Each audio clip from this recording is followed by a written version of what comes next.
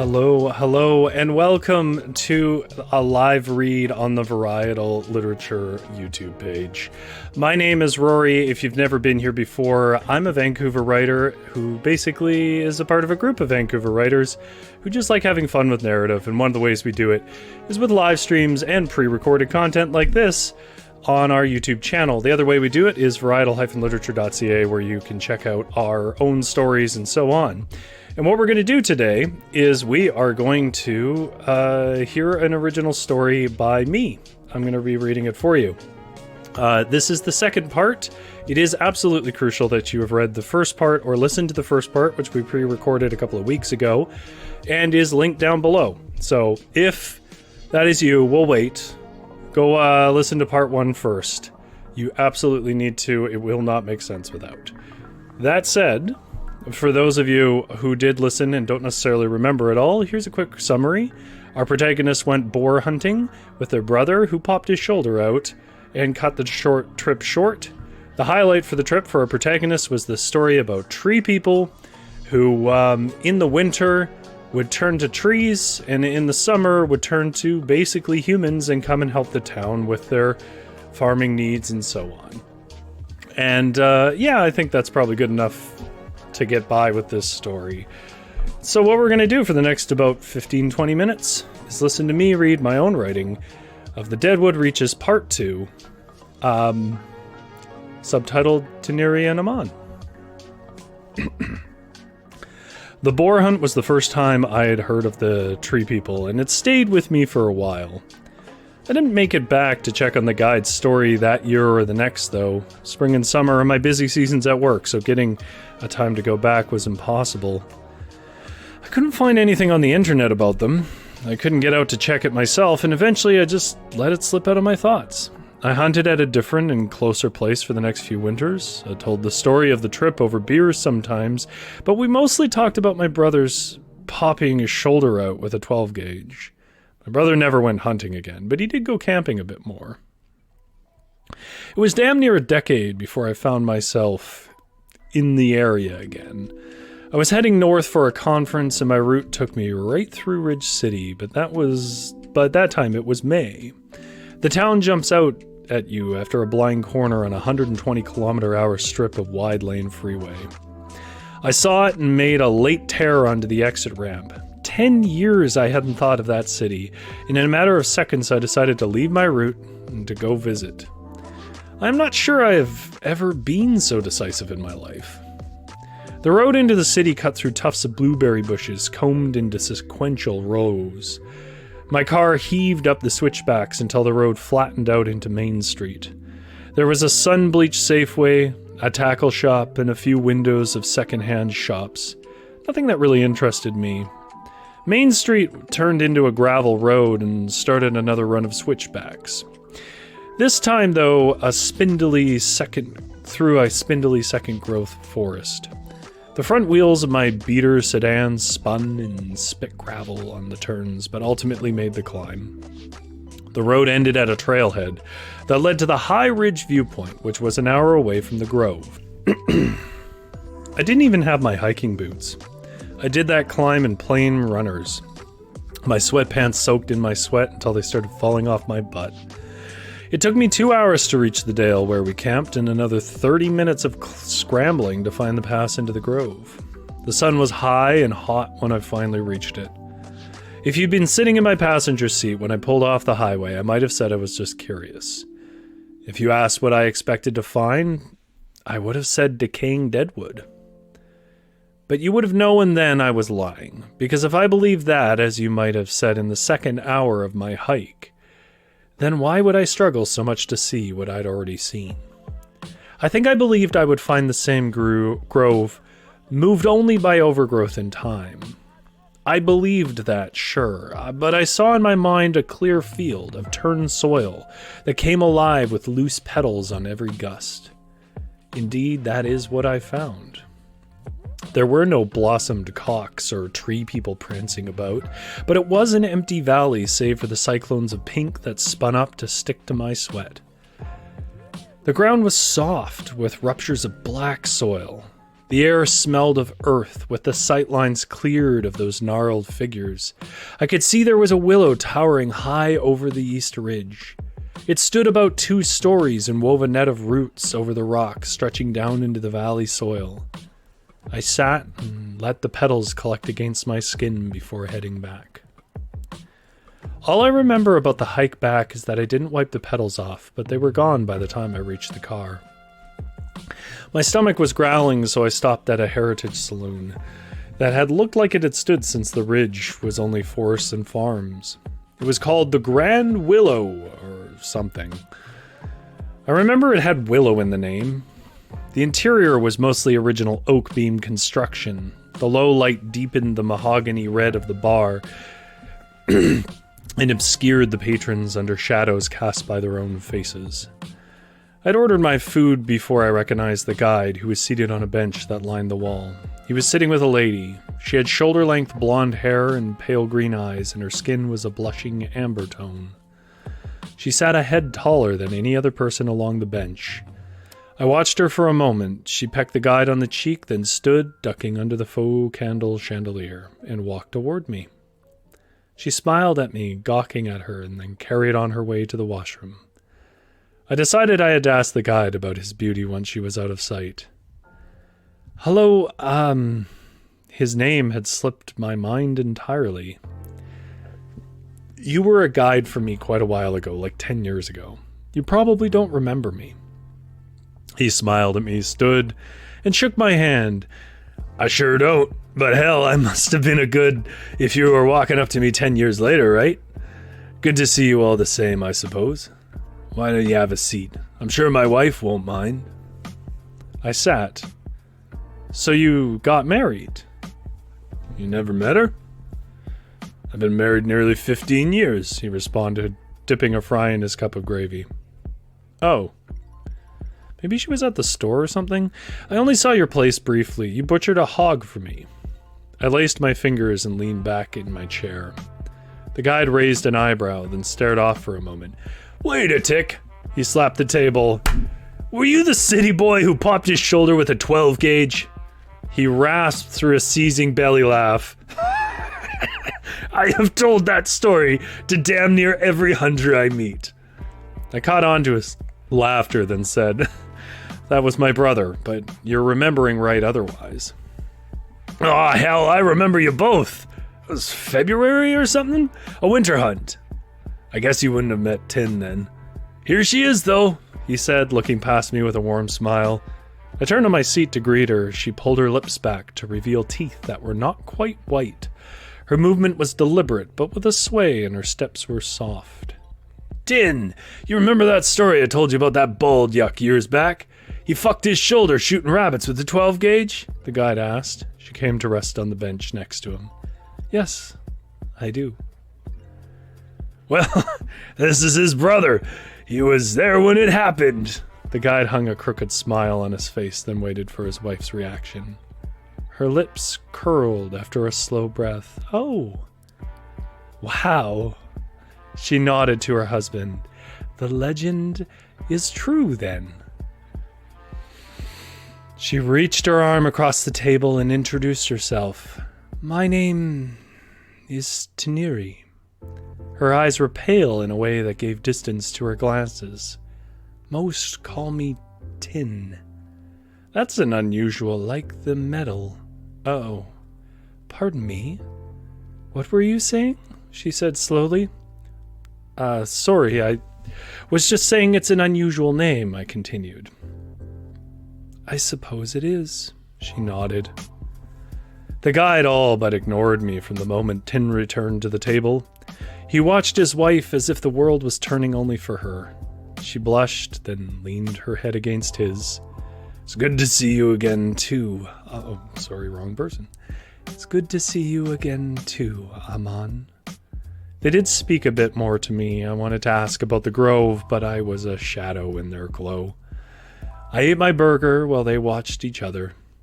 I spoke a bit about the architecture of the building, and Tiniri told me the wood it was built with was a gift and an accord between 2 warring parties.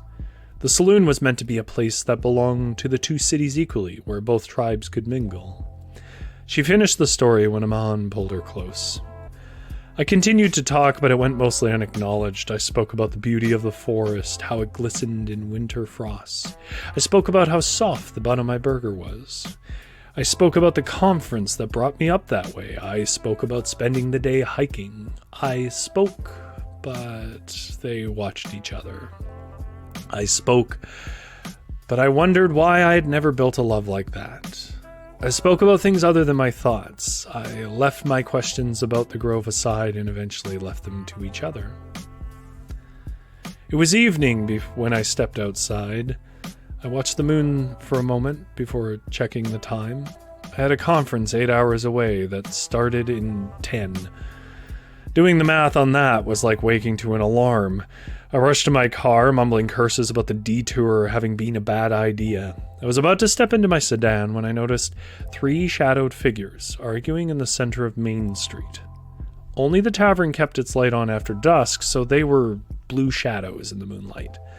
A tall man was yelling at a shorter man about him trespassing.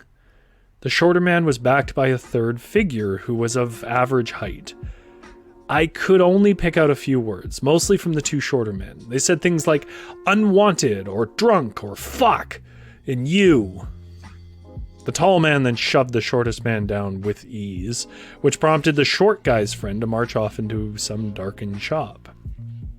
The tallest man shouted, "Coward!" after him. The shortest man scrambled back to his feet and followed his friend into the shop. The tallest man shouted a few more things at them, then swaggered away down the street. I didn't know what to make of it, and I was late, so I finished climbing into my car, plugged my phone into the car stereo, and started my road trip music. A song was playing when I backed out, so I only barely heard the awful screech. I spun my head back towards the confrontation. The tallest man was on the ground and pulling himself away from the 2 that had ducked into the shop. At least, it looked like the same guys. The shortest of the 2 lifted an axe over his head and swung it down onto the crawling man's legs. A sudden gale rocked my car, then the night fell back into calm. There was some argument between the 2 figures before they each picked an arm and dragged the tall man out of sight. My car was half out of the spot and running when I finally left it. I stepped slowly, but every crunch I made filled the silence. In the road where the tall man had stood remained only 2 shoes, oozing a thick brown liquid. A car swung out from behind me and roared away down towards the highway. It gets fuzzy after that. I know I ran back to the saloon. Everyone came out to look. I remember Tin picked up the shoes and Amon, the guide, was pale and silent. The whole crowd was silent. No one did anything. It was Tin who said I should go, but others agreed. I asked about the police, but she said the cops wouldn't be there for hours, maybe not till tomorrow. So I gave her my number to pass along to them. She thanked me, then returned to the circle of townsfolk. I didn't think it was right to leave, but I left anyway, and drove through the night to my conference. The conference went poorly. A shower and a shoe shine did not compensate for a night of driving. I ended up fighting with someone from the podium and then walking off early. Before flying out the way he flew in, my general manager told me I was on suspension until the matter could be reviewed. They would eventually resolve to demote me to contract work. It only took about 4 more months until I was effectively unemployed. It sank my reputation there, and eventually everywhere that mattered. Though I think I am still technically employed there. After my non-firing firing, I didn't really have anywhere to be. I bought a square bottle of rye to pour into a tall glass with ice. My intention was to stay in the hotel for the night. I fell asleep after that glass, but I had stamina in those days, and woke up after a few hours of sleep. It was dinner time and I didn't feel hungry. I was sober. I wasn't sober. I thought I was sober. Frequent drinking skews your sense of sobriety because you also get better at compensating for the impairment. It gets difficult to know where you are on the scale. hell, I'm just justifying why I got my car to drive to Ridge City when I was drunk. I don't want you to get the wrong idea about me is all. I'm not like that. Though I suppose even if I woke up somehow sober, I did spend the drive to Ridge City drinking to the moon over the freeway. Anyways, it was late. Really late. When I parked my car in front of Amon's farm. His place was a mile up the freeway from Ridge City. Towns like that don't have streetlights, so I doubt I would have found his place again if it weren't for being the only one on the road. I wasn't sure I had the right place until my headlights found his business sign leaning against the hut. He'd expanded the greenhouse since I last saw it. His trailer was dark, but I pounded on the door with drunken confidence. I slurred out some calls for Amon. Some lights turned on in the greenhouse and Amon emerged, a silhouette. "Who the hell is that?" he asked. He kept himself half in the door of the greenhouse. "It's me, the dude from the bar.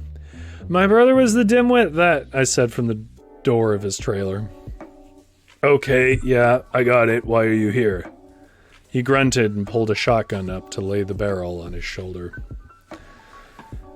I pulled up from my lean and teetered backwards enough that I nearly lost my step.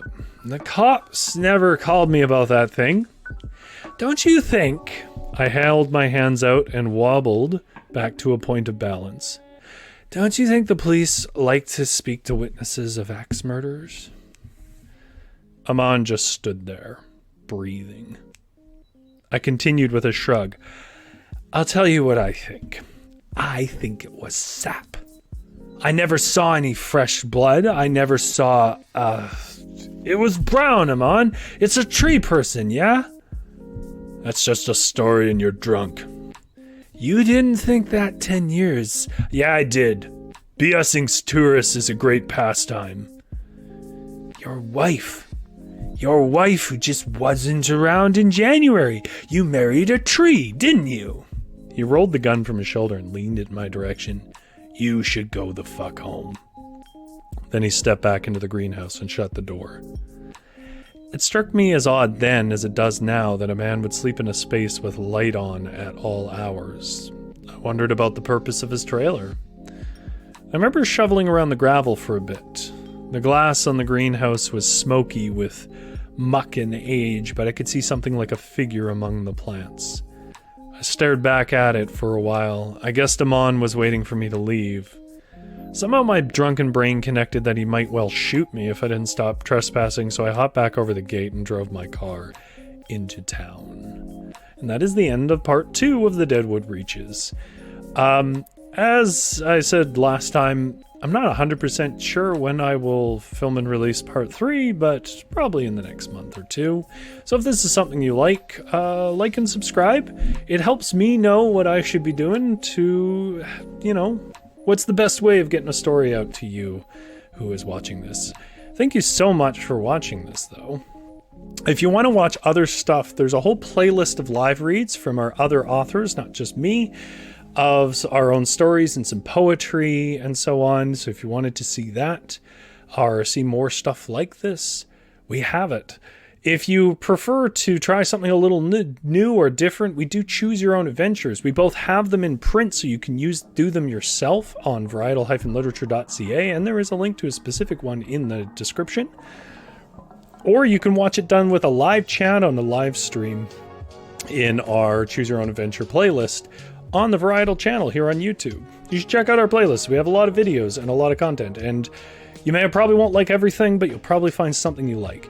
If you just want a short video with a laugh, if you're a writer or a creative person who's had some frustration with procrastination, check out our most recent video about the lies writers tell themselves about Christmas break.